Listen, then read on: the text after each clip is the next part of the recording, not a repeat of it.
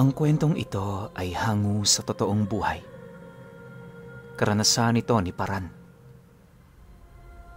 Taong 1965, San Miguel, Leyte.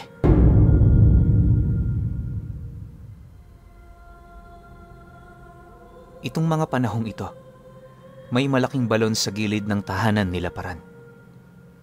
Nagsisilbi yung igiban ng lahat ng kanilang kababaryo, kaya na may tuwing umaga, marami na yung pila sa kanila. Minsan pag umuulan, kokonti lang ang umiigib, pero kapag tag-init, sobra-sobrang dami ng tao ang naroon. Sa kanilang lugar kasi, isa ang balon nila Paran na may napakalakas na tubig. Ni minsan, hindi pa yun naubusan o bumaba sa level kung saan hindi na yun maabot ng kanilang mga pansalok. Sa maniwala kayo o hindi, tuwing tag-init, 2 metro lang ang agwat nito sa mismong lupa kung saan umiigib. Napakalinis din ng tubig at higit sa lahat, wala kang maaamoy na baho. Direkta kasing nanggagaling ang tubig nito sa bundok, kaya sariwang-sariwa talaga. Bagaman marami ang nangangailangan sa serbisyo ng tubig na yon, ni minsan hindi sila doon gumawa ng paraan para makalamang. Sa totoo lang pinuno, noong nabubuhay pa ang kanyang ama, gustong-gusto na talaga nitong patabunan ang balon. Ilang taon din nilang pinag-awayan ang ganoong argumento sa kadahilanang lahat sila naniniwalang malaki ang tulong nito. Pero ayon sa kanyang ama, wala silang kaide-ideya ukol sa kung ano ang nilalaman ng balon na yon.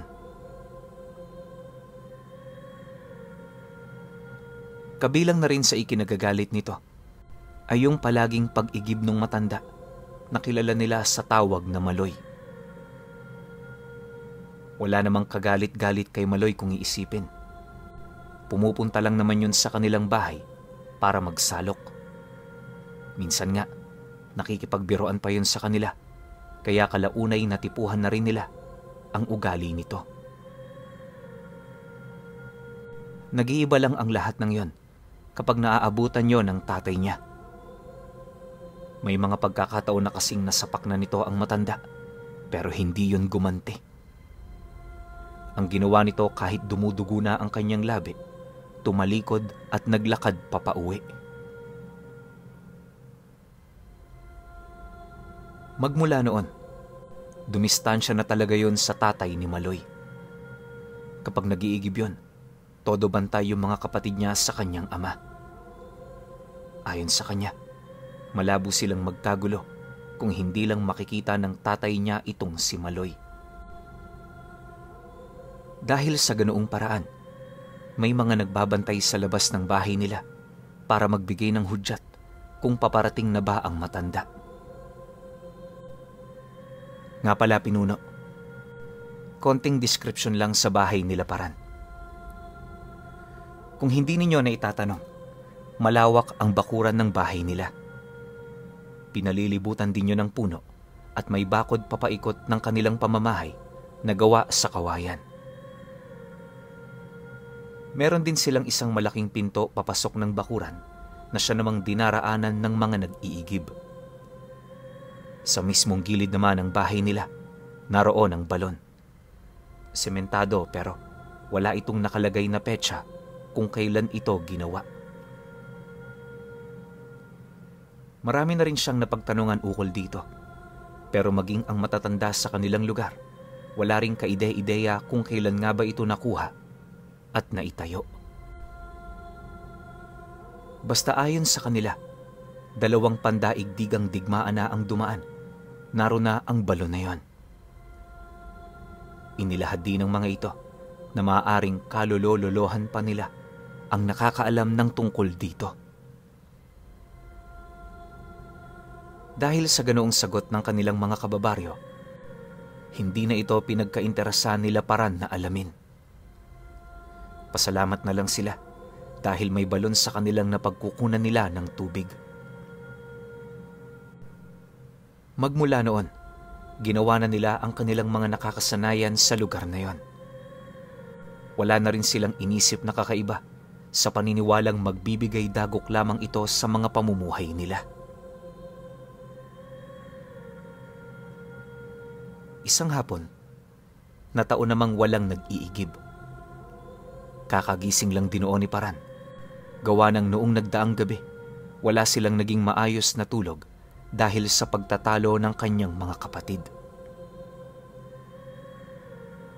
Pagbangon naman niya sa kanyang hinihigaan, agad naman siyang napasilip sa bintana kung saan naroon ang balon.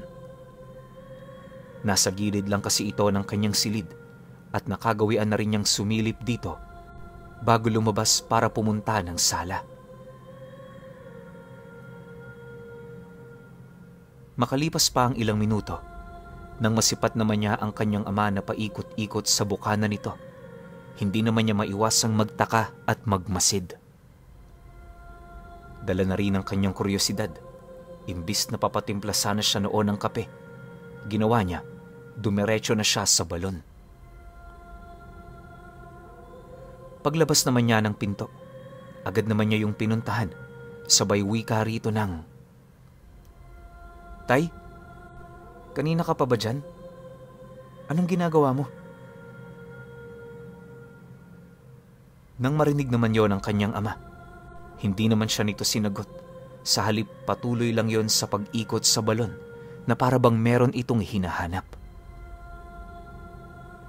Maya-maya pa, pagtigil naman ito sa isang tipak ng batong nakausli. Dali-dali naman niya yung kinuha upang siyasatin ng maigi. Hindi naglaon.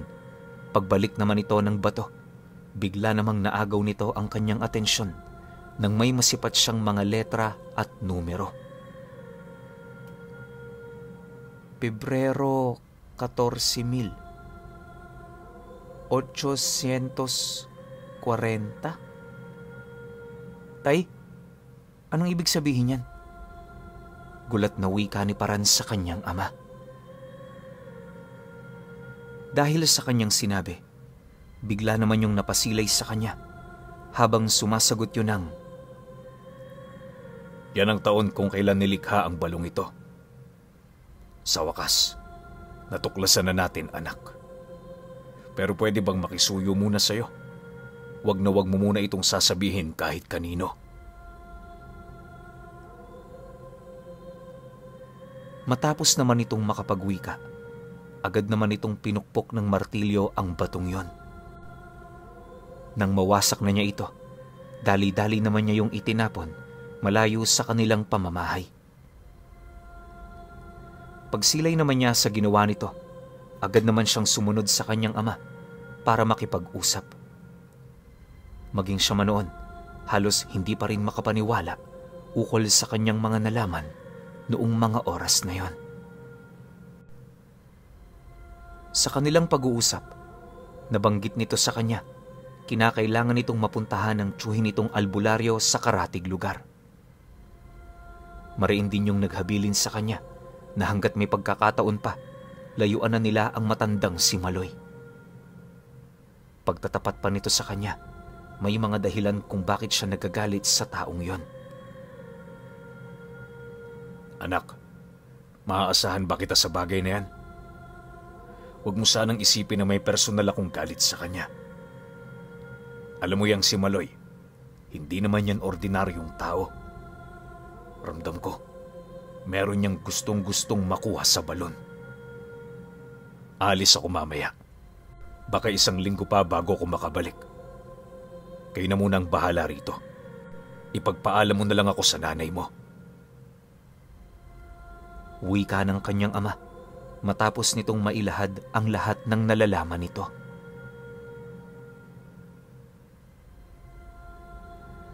Nang marinig naman ni Paran ang sinabi ng tatay niya, wala naman siyang ibang ginawa kundi ang sumang-ayon.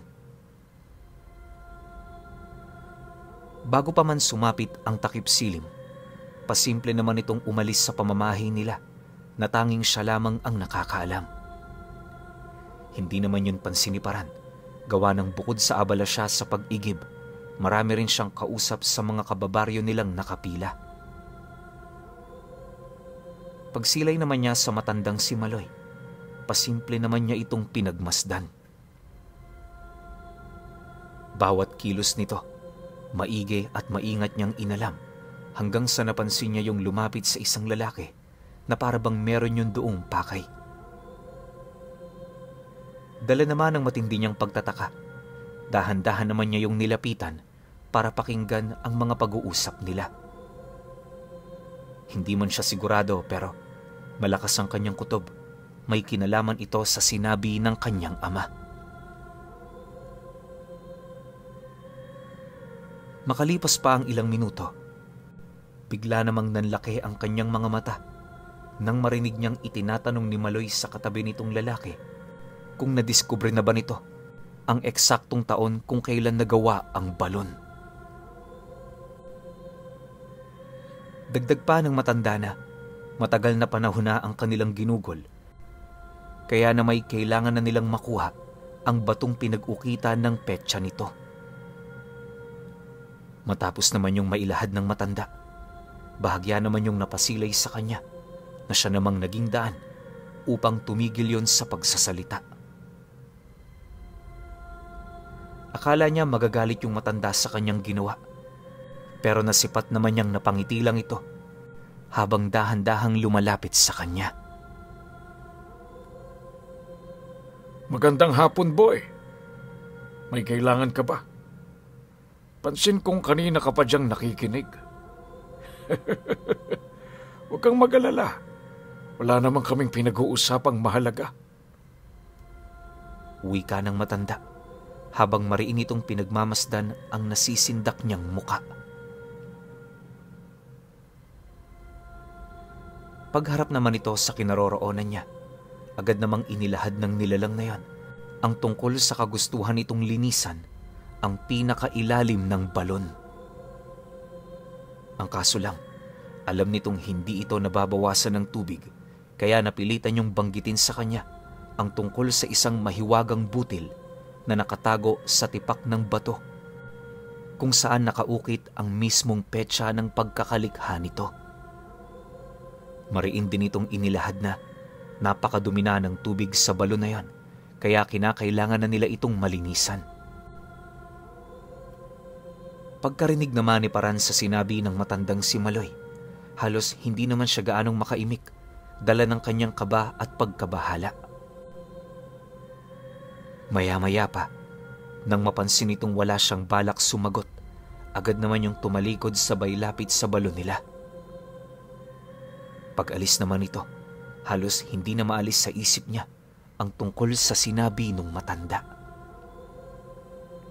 Maging siya man kasi, aminadong hindi talaga nila kayang ubusin ng tubig sa mismong balon na yon. Tinangka na rin nila itong sisirin papailalim, pero hindi pa man sila nakakausad ng ilang metro, napipilitan na silang umahon buhat sa mga tinig na kanilang naririnig sa ilalim. May mga nagsasabi na gawa-gawa lamang ng kanilang imahinasyon ng mga tinig, habang yung iba naman naniniwalang kagagawa nito ng balon.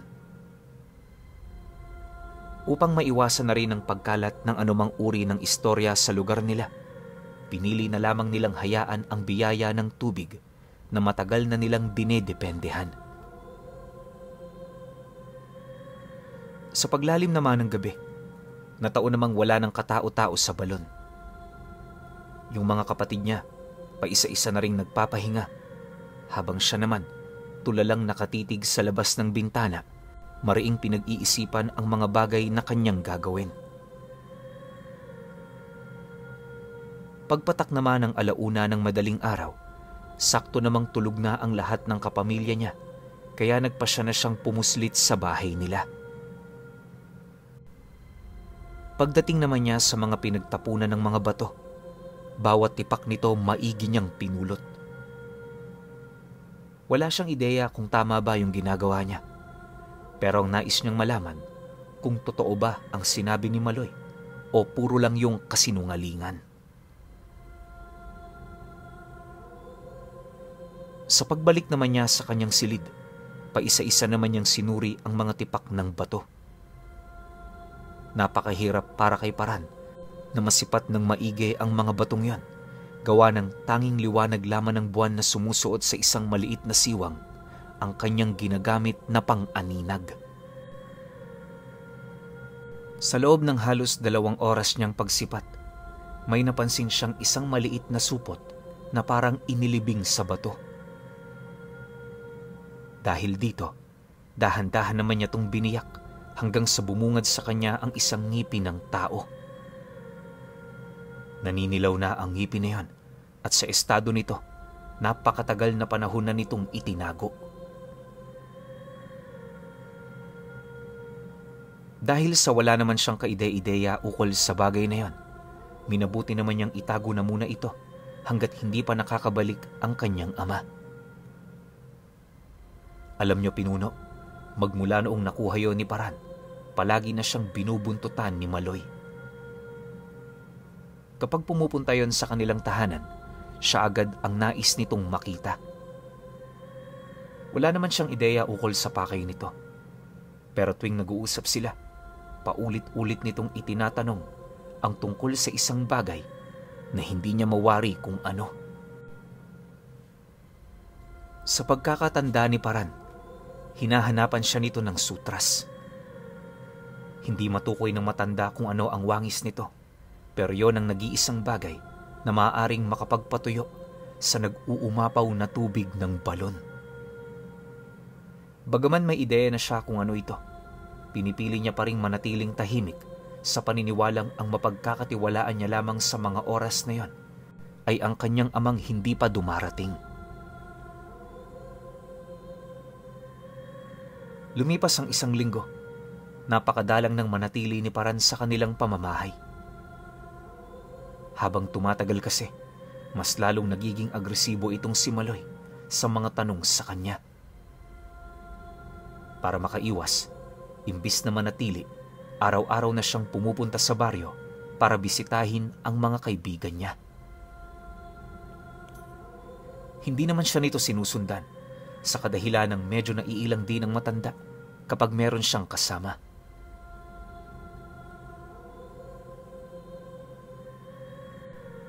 Pagtungtong naman ng araw ng linggo, habang nagkakape si Paran at ang kanyang ina, nasipat na nga nila yung tatay niya na mabilis na naglalakad kasama yung isang matandang paika-ika. Paglapit naman ito sa kanilang kinaroroonan, agad naman itong ipinakilala sa kanya yung lolo nilang matagal na panahon na nilang hindi nakikita. Ayon sa kanyang ama, na kahit magkalayo sila ng tiyuhin nito, kailan may hinding-hindi niya yun makakalimutan. Mariin din itong inilahad na anuman ang ibinibigay niya ritong respeto, dapat gayahin yon ng mga anak niya. Matapos naman itong makapagsalita, agad naman nilang nilapitan ang lolo nila para magbisa. Nagkaroon din sila ng kumustahan hanggang sa dumating na yung merienda na niluto ng nanay nila.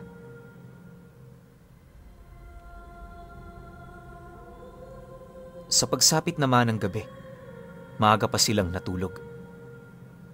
Kahit gustong-gusto nang ipakita ni Paran ang nakuha niyang ngipin, hinding-hindi niya yun basta ginawa sa paniniwalang may nakatakdang panahon para rito. Makalipas pa ang ilang minuto, nang akmang papatulog na siya, bigla naman siyang napasilay sa pinto ng silid niya nang mapansin niyang dahan-dahan yung bumubukas. Sa isang iglap, bumungad sa kanya yung tatay niya kasama yung lolo niya. Pagpasok naman ito sa kanyang silid, dahan-dahan naman itong isinarado ang pinto, sabay pabulong na nagtanong sa kanya ng, Balita ko, palagi kang kinakausap ni Maloy. Pwede bang malaman ang rason nito? Pagkarinig naman ni Paran sa sinabi nito, walang patumpik-tumpik naman niyang inilahad sa kanyang ama ang tungkol sa sinasabi nitong sutras na pinaghihinalaan niyang may kaugnayan sa ngipin na nakuha niya. Sa pagpapatuloy naman ng kanilang pag-uusap, doon niya na inilahad ang mga bagay na kanyang napansin ilang araw na ang nakakalipas. Nang marinig naman ito ang lahat ng kanyang istorya, agad din naman itong hiningi sa kanya ang nasabing ngipin. Ayon din sa kanyang lolo, walang duda, yun nga ang sutras na sinasabi ni Maloy. Paghawak naman dito ng kanyang lolo, agad naman yung kumuha ng salamin habang nagwiwika sa kanila ng, "Maaring isang pangkaraniwang ngipin lang ito para sa inyo. Pero kung titingnan nyo ito sa likod ng isang salamin, makikita nyo ang mga nakaukit ditong buhay na salita. May katagang nagpapahintulot sa isang bagay na maging posible. Sa anyo at estado ng sutras na ito, malakas ang kutob kong kaya nitong patuyuin ang balon. Saludo ako sa iyo, iho, sapagkat wala kang pinagkatiwalaan tungkol sa bagay na ito." Makalipas pa ang ilang minuto nilang pag-uusap, nabanggit din ito sa kanila na pawang mga mauhusay lamang sa larangan ng lihim na karunungan ang nakakagawa ng ganoong bagay. Mariin din itong inilahad, hindi isang antingero o babaylan ang may likha nito. Kung hindi yun nagkakamali, 2 angkan lamang ang kilala niyang gumagawa ng sutras. Yun nga lang, hindi na siya gaanong sigurado kung patuloy pa rin bang nabubuhay ang lahi ng mga ito. Pasensya ka na, Pinuno . Masyadong komplikado ang mga angka na yon. At hindi na rin ito binanggit pa ni Paran para maprotektahan naman ang angkan na nadawit sa kanyang kwento.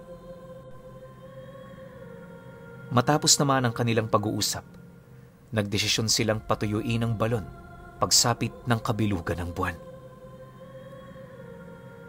At sa abot naman ng kanilang pagkakaalam, magaganap ito 2 araw mula sa gabing yon. Dahil sa kanilang napagkasunduan, minarapat naman nilang paghandaan ng mga bagay-bagay. Wala man silang kaide-ideya sa mga makikita nila sa ilalim, nasisiguro nilang hindi yon magiging maganda. Sa paglipas pa ng mga araw, gabi-gabi na silang nagdarasal. May mga pamamaraan at ritual na rin silang ginawa upang paghandaan ang maaaring pagsugod ni Maloy sa kanilang lugar. Sa pagtungtong naman ng kabilugan ng buwan, inabisuhan din nila ang mga umiigib na iwasan ng pumunta doon ng 10 oras. Palusot pa ng ama ni Parana, lilinisin kasi nila ang ibabaw nito, kaya ayaw nilang may makigulo. Dahil sa kanilang naging rason, wala namang pagtututol ang karamihan. Sa pagsapit naman ng gabi, habang naghihintay sila sa pagkawala ng mga tao, mariin namang inabisuhan ng tatay niya ang kanyang mga kapatid na magbantay at maging handa sa mga pangyayaring hindi nila inaakala. Matapos nun, dali-dali naman silang lumuwas patungo sa balon. Pagdukot naman ng lolo niya sa ngipi na kanyang nakuha, nasipat naman nila itong bigla na lamang nagliwanag at paghulog nito sa balon, kitang-kita nila kung papaano kumulo ang tubig doon hanggang sa dahan-dahan na yung bumaba. Halos segundo lang ang dumaan nang masipat nilang wala ng katubig-tubig ang balon na yon. Pagtama naman sa loob nito ng liwanag ng buwan, tumambad sa kanila ang napakaraming bungo na nagsisilbi nitong dingding. Sa pinakaibaba naman ng balon, may nasipat silang isang rebultong nakatayo, tapos nakabuka ang 2 nitong kamay.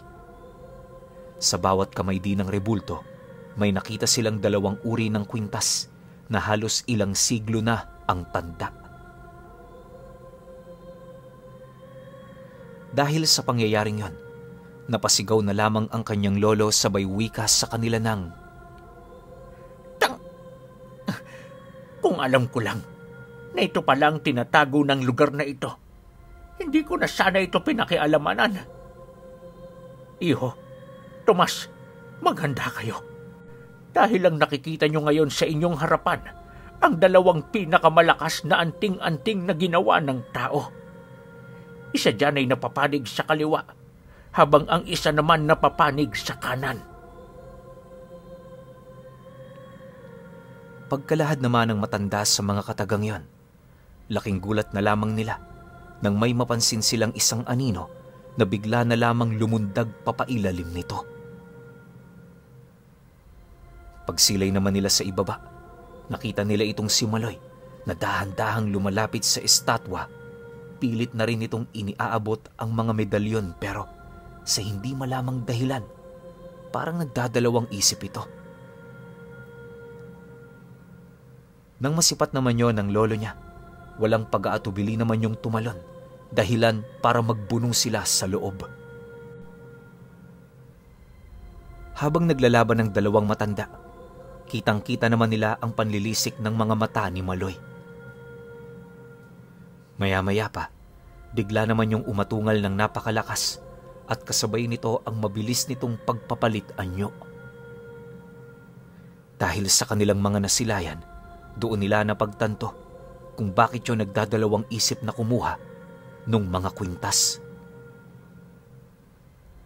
Naniniwala ang kanyang ama, ikakamatay yun ni Maloy kung maling kwintas ang makukuha niya. Nang mapagtanto naman ng lolo ni Paran na isa pala yung ganap na aswang, hindi na rin ito nagdalawang isip pang makipagbuno dito hanggang sa nagpang-abot na sila kung saan-saan. Kung pagbabasehan sa lakas, naniniwala silang pantay lamang ang dalawang matanda. Ang lamang lang noon ng tiyuhin ng kanyang ama ay yung tabak nitong dala. Sa loob ng halos 15 minutong pagbubuno nila, paulit-ulit naman nilang nasipat ang pagsuka ng dugo nung lolo niya. Akala nga niya mamamatay na ito, pero bago pa man yun mapangibabawan ni Maloy, nahanap nito ang sutras na kanyang inihulog. Nang masipat naman yun ng nilalang, mas lalo naman siya nitong sinunggaban para pigilan siya sa kanyang binabalak. Ngunit dahil sa lakas at liksi ng tiyuhin ng kanyang ama, hindi na rito nakahabol pa itong si Maloy hanggang sa mabawi na nito ang usal na inihip niya sa ngipin na kanyang hawak. Halos minuto lang noon ang naging pagitan nang biglang bumulwak ang tubig sa mga dingding nito, dahilan para bumilis ang pagtaas ng tubig patungo sa mismong kinaroroonan nilang mag-ama. Sa sobrang bilis din ng paglamo ng tubig, inakala nilang nalunod na ang matanda. Pero maya-maya pa, bigla naman yung umahon sa kanilang harapan. Pagsilay naman nila doon, agad naman nila itong inahon sabay layo sa mismong balon. Ang akala kasi nila, aahon pa si Maloy pero ayon sa lolo niya, imposible nang mangyari ang ganoong bagay.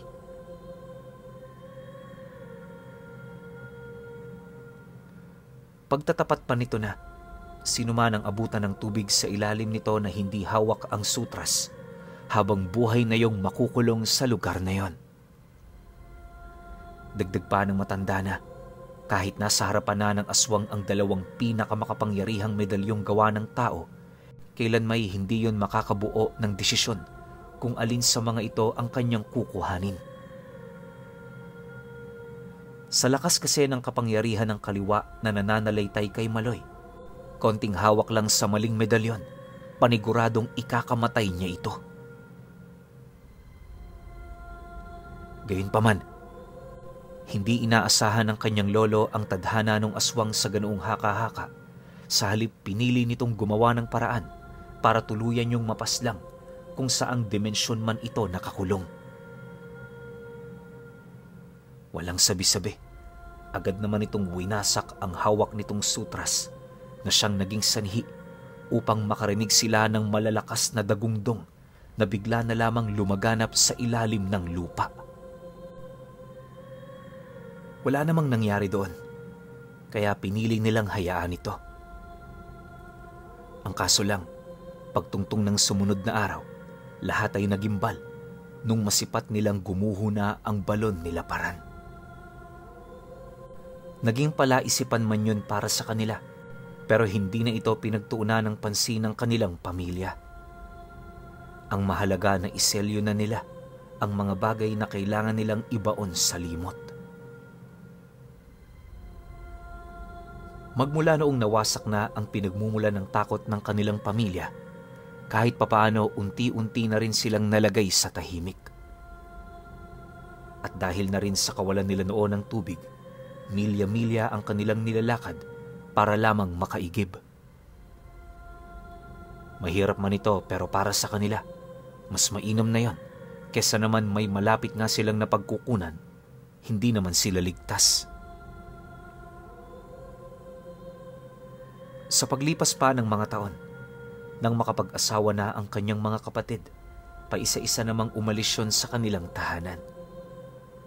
Bilang si Paran ang pinakamalapit sa kanilang mga magulang, pinili niyang pagsilbihan ito hanggang sa kanyang pagtanda.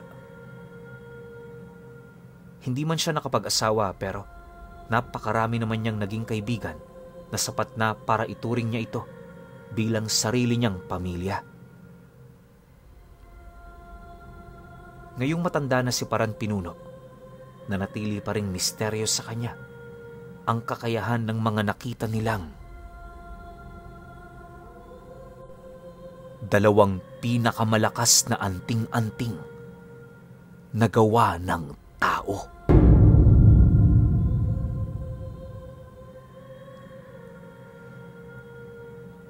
Okay. Opinyon ko sa kwento. Oo nga no. Kano nga kaya kalakas yung dalawang yon? Pero ewan ko lang kung dumulas ba sa mata ko. Nakuha ba ng lolo ni Paran yung medalyon sa kanan? O hindi? Kasi parang mas inuna niya yung sutras eh. Kasi ang sabi ng lolo niya, na kahit makakuha ka ng isa sa mga medalyon na yon, tapos wala sa'yo yung sutras, patay ka pa rin. Kahit gaano kalakas yun. Kasi nga, walang pinipili yung medalyon na yon na amo eh. O wala siyang sinusunod na kung sino man. Ang mas sinusunod ng medalyon, yung mga aswang na nakatira dun sa ilalim. Diba? Ang hindi ko lang maintindihan, okay naman yung flow. Maganda naman yung naibibigay sa kanilang tulong ng balon. Nagkaroon lang ng komplikasyon tsaka ng problema nung nalaman nila kung ano yung nilalaman ng balon na yon. Kasi nga, hindi naman natin pwedeng masabi na 100% na masama yung ginagawa ng balon. Bakit? Kasi may medalyon ng kanan. So, ibig sabihin, balanse yun. Sabihin na natin puro aswang yung mga nagbabantay sa ilalim. O mga kaluluwa ng aswang, pwedeng ganun. Pero may kanan eh. So, balanse siya. So, yung balon na yun, 100% na swerte yun. Naging malas lang sa paningin nila kasi nga nalaman nila kung ano yung nilalaman. Well, nakakapagtaka rin naman kasi nga hindi nauubos yung tubig. Kahit sino magtataka sa ganung sitwasyon, di ba? So, tayo bilang tao, curious tayo, aalamin natin kung ano yung meron sa balon na yon. Kaso nung nalaman nila, parang naging negative pa yung effect. 'Di ba? Ito sa akin lang naman na kung hindi nila ginalaw, siguro hindi sila mahihirapan sa pag-igib. Pero sabi nga nila, okay na rin na mahirapan kaysa naman may nakukuha ka nga, hindi mo naman alam kung sa mabuti o sa masama. Pero sa akin, yung binibigay na tubig ng balon na yon, balanse lang yon, kaliwa at kanan. Pero syempre, iba-iba tayo ng opinyon. Kaya kayo, kung may opinyon kayo sa kwentong ito, comment nyo lang sa baba. Yun lang. Hanggang sa susunod na kwento. Salamat.